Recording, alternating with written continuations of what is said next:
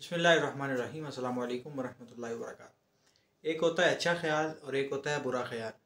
अच्छे ख्याल को हम हुस्न ज़न कहते हैं और जो बुरा ख्याल होता है उसे हम बदज़नी कहते हैं और इसे गुमान और बुरा गुमान भी कहा जा सकता है।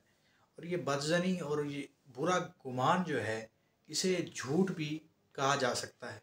वो कैसे कि हमने किसी दूसरे बंदे के बारे में ये सुना या ये ख़्याल कर लिया उसके किसी एक फ़ेल को, उसके किसी एक हरकत को देखते हुए कि ये बंदे ने ऐसा काम किया है तो लिहाजा ये बंदा इस तरह का है।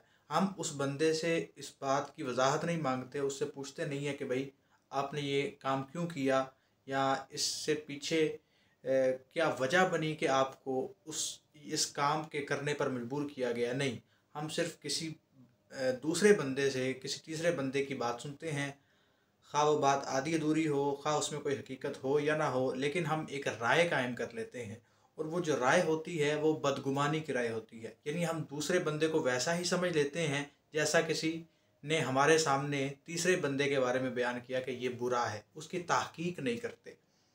और इसी तहकीक ना करने की बिना पे हम किसी के बारे में जो बुरा गुमान कर लेते हैं, ये होती है बदज़नी। और हदीस पाक के अंदर इसी बदज़नी को, इसी बदगुमानी को झूठ कहा गया है। और हदीस पाक का मफ़हूम है कि सबसे बड़ा झूठ ही यही है कि किसी के बारे में जब हम बदगुमान हो जाते हैं। जहाँ तक किसी मामले की तहकीक करने की बात है तो कुरान पाक में ये आयत मुबारक है कि हमें अगर कोई फासिक भी आके कोई ख़बर दे तो हमें उस मामले की भी तहकीक कर लेनी चाहिए कि भले उसमें कोई खैर, कोई भलाई की बात हो सकती है। हम जब किसी दूसरे के बारे में बुरी बात पहुंचती है तो उसे जल्दी से और बड़ी कशिश के साथ जो है वो कबूल कर लेते हैं और बड़ी खुशी के साथ कबूल कर लेते हैं। और अगर वही बात अगर हुस्न ज़न में अगर देखा जाए तो अच्छी बात अगर किसी दूसरे के बारे में कही जा रही है ना, तो उसके बारे में हमें बहुत ज़्यादा तामुल भी होता है और तरद्दुद भी होता है।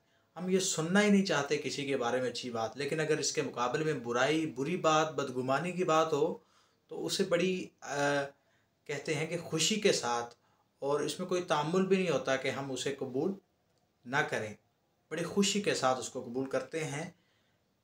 और हदीस पाक के अंदर इसे सबसे बड़ा झूठ कहा गया है बदगुमानी को। और हम बदगुमानी में किस कदर हमारी अंदर रच बस गई है और किसी दूसरे से हसद की बिना पर हम किस कदर किसी से बदगुमान हो जाते हैं, हर बंदा, मैं और आप इसका अंदाज़ा बखूबी लगा सकते हैं। ये ऐसी बीमारी है कि जो जिसको हम जितना बढ़ाएंगे वो उतनी बढ़ती चली जाएगी और हमारी आदतों में रचती बसती चली जाएगी।